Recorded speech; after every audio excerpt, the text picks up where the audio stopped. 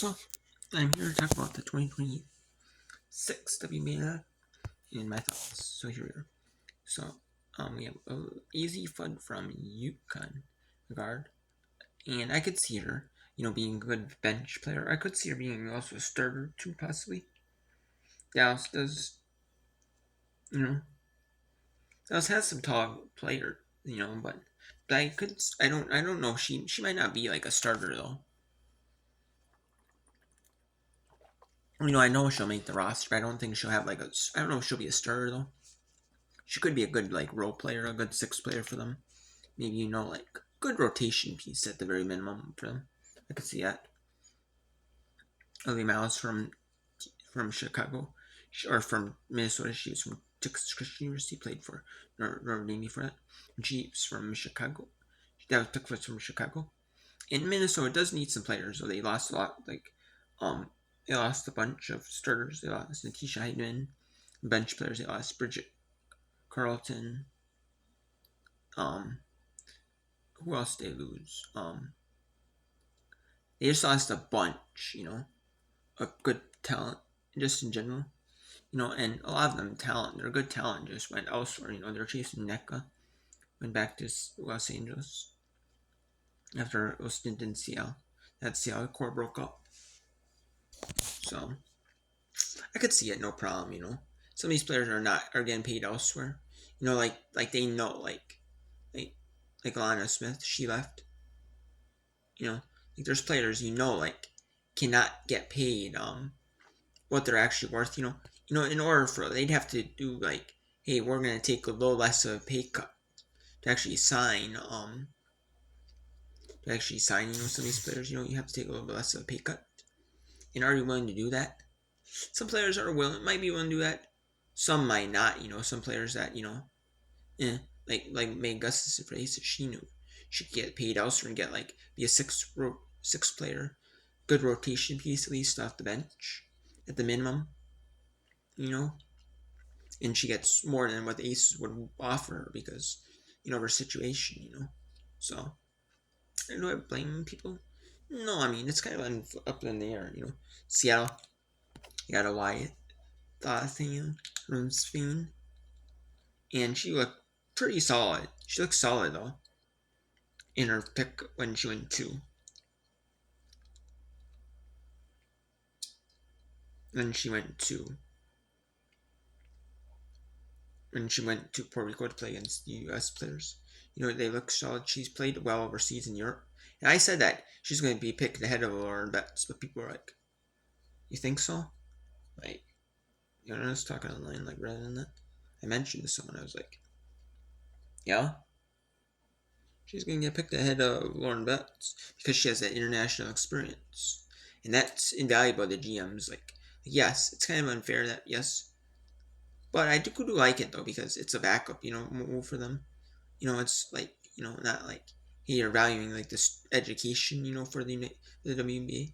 You actually value education, And if you don't make it in basketball, you have a backup. You can use that education and not just say, hey, I'm gonna get not use my education. I just get something that I'm not interested in. But I'll never use it, No. That's yeah. And why thought fam. Mm-hmm. That's a good pick for. I don't. Seattle does need a lot though. Seattle's going to need a rebuild this year, especially with a lot of their core gone. This is a good place for her though. Lauren Betts for Washington, definitely a good player. I don't know though. Was she one of those that's willing to come off the bench? I don't know. Will she be, or will she just fade for minutes with Shakira Austin? I think she could. Actually fight for minutes. And she might get a starting role. She might be a good six players on the rotation, good backup center. I could see her getting some good minutes though. Maybe if I mean Shakira has been injured a little bit, so I could see that, her getting some minutes possibly. She is from the United States, but lives in the United States, but she's born in Spain. She traveled over to Europe because her dad played basketball overseas in Europe. over in Europe. I say overseas because I'm from the United States. So that's where. And then Gabriel Hakas. That's a good pick for him. You for Connect for Chicago. Chicago has a really solid core. You think, oh, they traded Angel Reese. It seems like the players love Angel Reese, but it seems like maybe Chicago's maybe Chicago never wanted Angel Reese as the front office. It seems like the front office might have never wanted Angel Reese to play for them. Maybe Teresa Witherspoon was like, if I'm going to be the head coach, you're going to draft Angel Reese. I mean, that's a non-contingent. You have to. Or else I'm quitting. Before after the draft. Nope, and 100%. And then they kind of used that maybe against her. I feel like they could have used that against her, been like, nope, well, here, okay, here, we'll use that against, nope, you're gone. So, and they did probably, I think they did. So she's a really solid pickup. She could be a solid bench player for them. Good play her role. Player. I think she could definitely do that for UC. And people think like, oh, Lauren Betts' numbers or all these players we see, their numbers went down. Like recently, my eyes, like, what do you mean? Last year, their numbers are actually higher. Some of their numbers are actually higher this year. They went down a little bit because we're down out. They fluctuate a little bit, but they're still a solid player. They're just playing more of like a championship team. Like, you're not always gonna get their big numbers. That's really good. Kiki Rice, that's a really solid pick for them. Toronto just needs anyone basically. Any position for them would be good, awesome to have, and she's a great player. Anna Martin Carrion played well against the players in Puerto Rico for the tournament. Don't really know much about her, but Portland needs anything they can get. So, will she come over and actually play this year? Don't know, but do I think she would actually benefit from coming over playing this year on a struggling rebuilding team? Not like a rebuilding team, but struggling. I guess they are rebuilding. It's a brand new team, but struggling team. It's probably not going to do super well like the Golden State Valkyries did. So she can get playing time, get a lot of WNBA experience. Even build up her game even more. Maybe if she plays in Spain some in the off season, rebuilds that up. Gets a lot more confident. It just works. It works. It works. I could see it working out. So it would be a good, nice player to have. Just need someone has experience, can get some more, and get some more confident playing in the WNBA. So that's perfect. Flage, she's in Golden State Valkyries. They traded her and I think Seattle wanted a guard. I think Seattle wanted a guard, but they thought Wafam would go to Minnesota and they would have Olivia Miles open, so they just picked Wafam and they end up getting something for that, for Flage. I don't know why they, but then I think they were trying to trade Gabriel Hawkes, Kiki Rice, like someone like that, and they just couldn't, But then they knew Golden State was willing to get a trade in for Wafam. Well, will Wafam actually come and play this year? I don't know.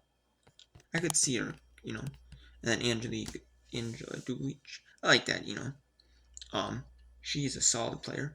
She's one of those that came off the bench and is willing to do anything, willing to do, especially in college, for to win a championship, hey, I might, to win a championship, I know I might have to come off the bench and actually play a key role. And in WNBA, you're gonna have to start like that, That's a good mindset to have, and she's got that. So playing with her teammate Lauren Betts already, she's got some chemistry. They got some on-court chemistry, off-court, good friends. So I could see them doing well, playing well in there.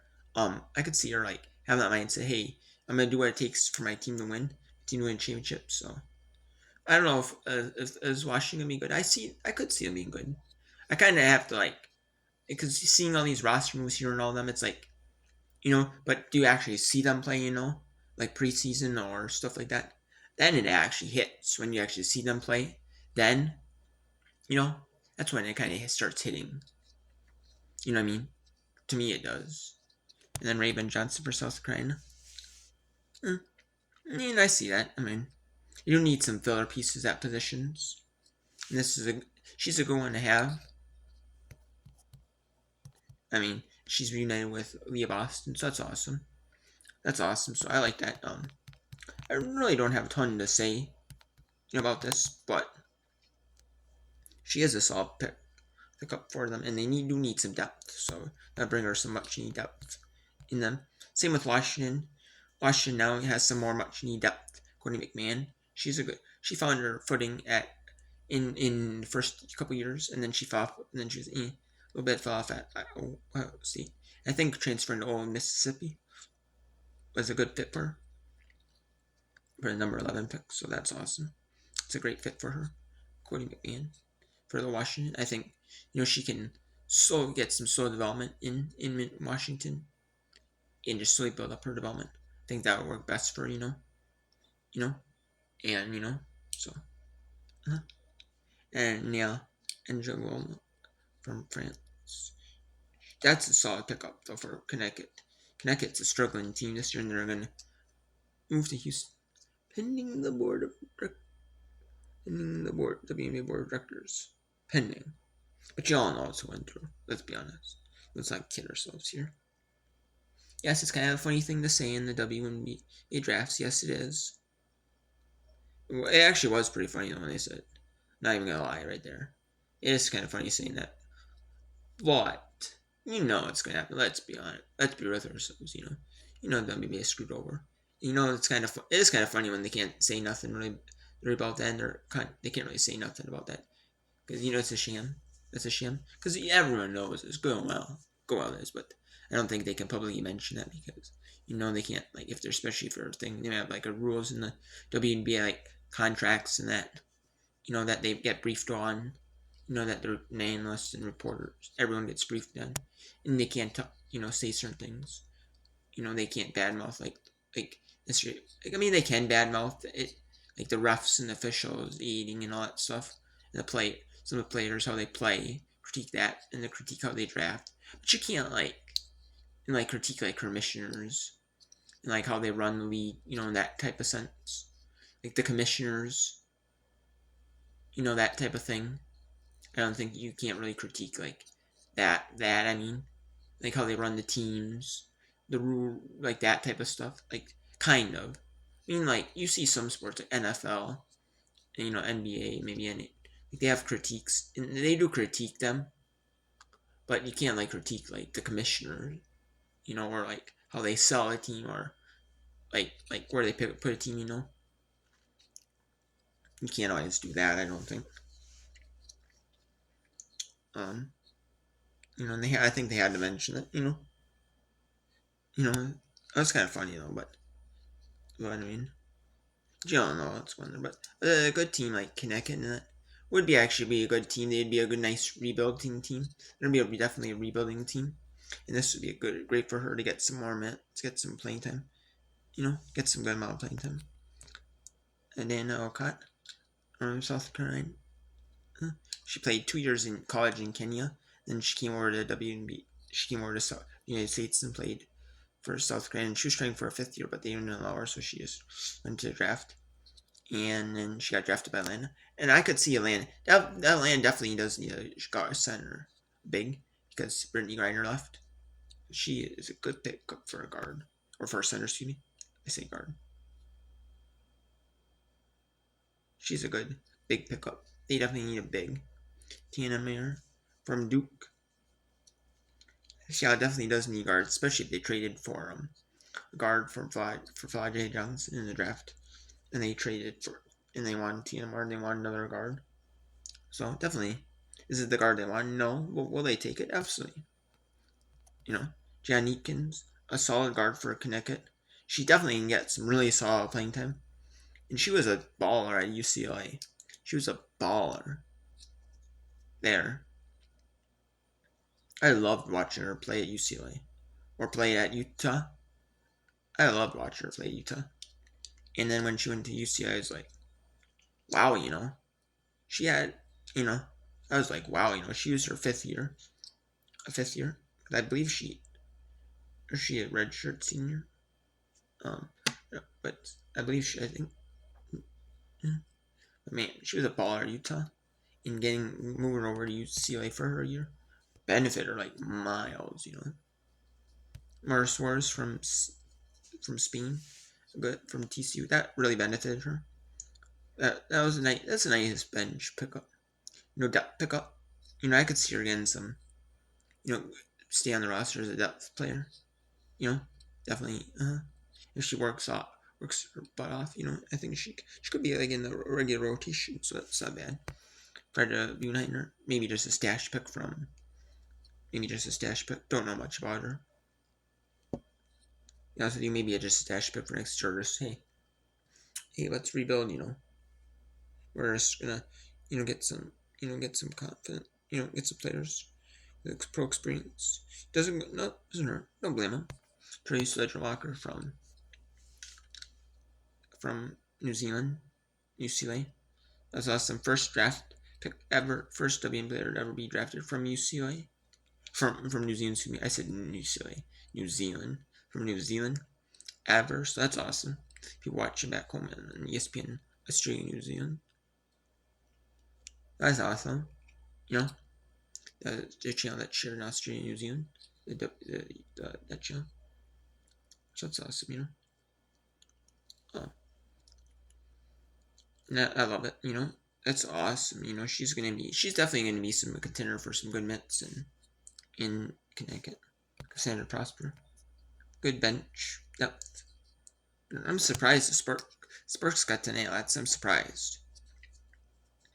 But 20 points a game, 4 rebounds, 3 assists. I'm surprised though that she went down that far. Maybe she needs to work on her defense. Maybe she needs to work on other things. But I could see her work on those things and maybe becoming a solid, possibly become a solid player. Or Sparks, I could definitely see that. Especially how I could see that. But they're getting a little stacked more. But I don't know. I could see it though. We'll see. And Tisha Latimer, Chicago. Could see it being a good depth piece for Chicago. Yanni Key. Ashton Jackson, Chance Gray. I don't know too much about Chance Gray, but Ashton Jackson. Honestly, some of these players, they're just good depth pieces. Like Tiani Key, could definitely see her being a depth roster piece. Ashton Jackson, Chance Gray, Steam Privet. All these players now. Now, all these players I see getting some depth picks. Jenny Barker, I don't mind Jenny Barker at Tennessee. She did actually not bad for Tennessee this year. So I could see her doing well with the Aces system. The Aces are really solid. A good solid development team. You got a bunch of good vets. Jackie Young, Drew Lloyd, Chelsea Gray, Asia Wilson resigning after all the roster gets filled out, then she'll take whatever's left, Chelsea Gray, Jackie Young, Drew Lloyd. Oh, you got all the whole core back together as a whole, pretty much. So that is like awesome, And Janae Barker definitely has a lot that's learned from. Some of these players like Sheffrin shows, and he's may not come over, might just be like international rights. Maybe he drafted rights to your name, but you're not coming over, Steam Bishop. I don't know some of these, names. Like, it seems like good depth pieces, like Taniki, I know is good. So I could see some good depth pieces for them. Darren LePage Bugs, she was good at Baylor. But she might be one of those that needs to be work on her assists if she needs to be a forward, maybe be like maybe get those assists up in WNBA. You work on that, but I could see that.